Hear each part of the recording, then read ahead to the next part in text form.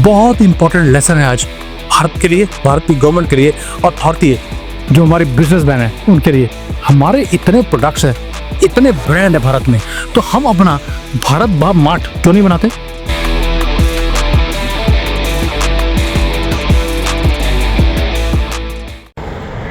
नमस्कार दोस्तों, मैं हूं दुबई में और यहाँ पर मुझे पता लगा कि यहाँ पर एक ड्रैगन मार्ट है। मैंने बोला यार ड्रैगन मार्ट वो भी चाइना में, ये कर क्या रहा है ये ड्रैगन यहाँ पर? मैं बड़ा हैरान था, तो देखने आ गया हूँ और मैं हक्का पक्का रह गया हूँ इस ड्रैगन मार्ट को देखकर। भाई चाइनीज़ ये आगे क्यों है, इसी चीज़ों से समझ आती है। दुबई में ड्रैगन मार्ट वो भी इतना बड़ा कि भरा पड़ा है चाइनीज़ माल के साथ। यहाँ पर किसी और को दुकान लेनी अलाउड ही नहीं है, क्योंकि गवर्नमेंट ने यहाँ की गवर्नमेंट के साथ मिलकर ये पूरा मार्ट बनाया हुआ है। और यही मैं बोलता हूँ बार बार, अगर इनको माल ये बनाया है। अब देखिए यहाँ पर साथ में वेयर हाउसेज हैं, वो भी दिखाऊंगा आपको। वेयर हाउसेज अंदर दुकानें कैसी हैं, कैसे सामान बिकता है, कैसे सामानों में डिस्प्ले किया हुआ है, जैसे ऐसा लगता है जैसे चाइना में ही बैठे हैं हम लोग। भाई चाइना को छोड़ कर दुबई आए तो यहाँ पर भी चाइनीज़ ने हमारा पीछा नहीं छोड़ा। चलिए मैं दिखाता हूँ आपको मॉल कैसे है और कैसे ये अपने प्रोडक्ट्स को ये कैसे प्रमोट करते हैं, कैसे बेच रहे हैं। और यहाँ पर आपको कहीं भी इंडिया मार्ट जैसे इनका ड्रैगन मार्ट है, आपको इंडिया मार्ट नहीं दिखता। क्यों नहीं दिखता, ये भी सोचने की बात है।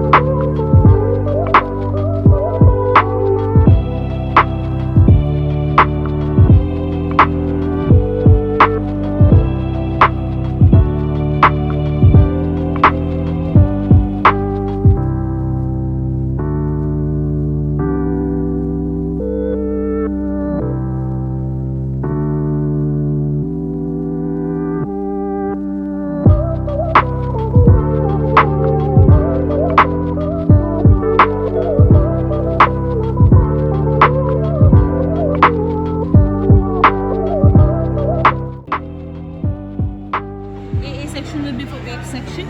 BA section is electronic section. EB section will be for hardware and machinery section. FA section is for lightings. FB for curtains. This is phase 2. Phase 2 because phase 1 was a little bit tight. So they've started making now phase 2. Look at all the electric vehicles, electric scooters. All the new things which China is producing.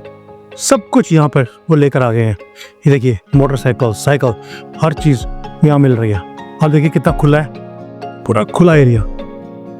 वहाँ पे अगर दुकानें छोटी छोटी थी, यहाँ पर बड़ी बड़ी दुकानें हैं। ये देखिए साइज़ दुकानों का, बड़ा बड़ा दुकानों का साइज़ है और हर चीज़ लेटेस्ट आपको यहाँ मिलती है।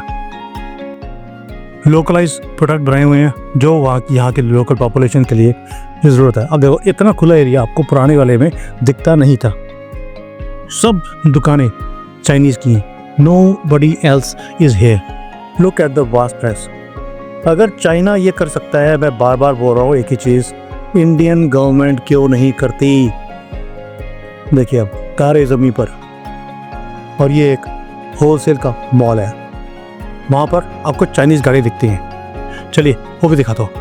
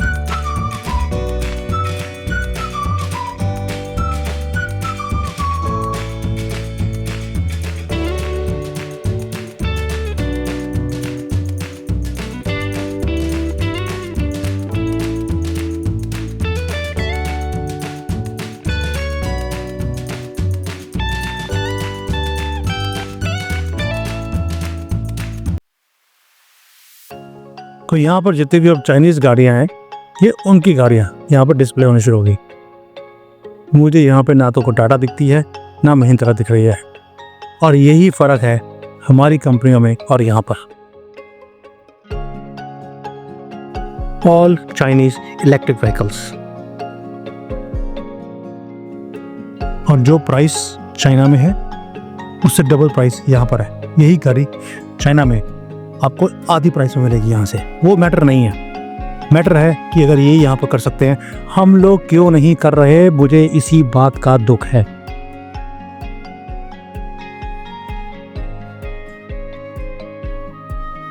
आपको अगर याद होगा मैंने एक बार वीडियो बनाया था इलेक्ट्रिक स्कूटर्स का। ये देखिए ये सारे इलेक्ट्रिक स्कूटर्स सारे के सारे यहाँ चाइनीज़ के ये पड़े हुए हैं अलॉन्ग विद स्पेयर पार्ट्स। ये देखिए आप, जो छोटी गाड़ी मैंने आपको दिखाई थी जो 70-80 हज़ार में चाइना में मिलती है वो भी पड़ी है यहाँ पर। अब दोस्तों आप मुझे ये बताओ कि यहाँ पर अगर चाइना वालों ने अपनी दुकानें खोली हुई हैं, क्या यहाँ पर और ये जो दुकानें खोली हैं ये चाइनीज़ गवर्नमेंट के साथ एसोसिएशन में है, क्या इंडियन गवर्नमेंट को यहाँ पर अपने जो यूए की गवर्नमेंट है इसके साथ मिलकर हम यहाँ पर एक इंडिया टाउन नहीं खोल सकते जहाँ पर सारे जो इंडियन प्रोडक्ट्स हैं वो यहाँ पर शोकेस किए हों एक ही एरिया में। दुनिया के लोग आते हैं यहाँ पर खरीदने के लिए, क्योंकि एक ही जगह पर आपको हर तरह की सामान आपको मिल जाता है एक कंट्री का, सस्ते में है, होलसेल में है, रिटेल का काम भी हो रहा है। यानी कि जो लोकल कस्टमर है यहाँ का यूए का वो भी आ रहा है, दूसरे कंट्री के जो आसपास की कंट्रीज के लोग हैं वो भी आकर यहाँ पर सामान खरीद रहे हैं, और एक ही जगह पर सारा चाइना का ही माल है, किसी और कंट्री का आपको माल नहीं दिखता है, क्योंकि दुकानें ही सारी चाइनीज की हैं। उन्होंने लोकल वर्कर्स को यहाँ रख दिया और लोकल वर्कर जो है सामान बेच रहा है। अब ये जो छोटे कंसेप्ट है, जब मैं जाता हूँ कहीं पे कि भाई हमारे कंट्री का सामान कैसे बिक सकता है, उसको दिखाने के लिए ये तरीका है कि if they can do it, अगर चाइनीज को सामान बनाना आता है तो इनको बेचना भी आता है, और यही चीज मैं दिखाना चाहता था।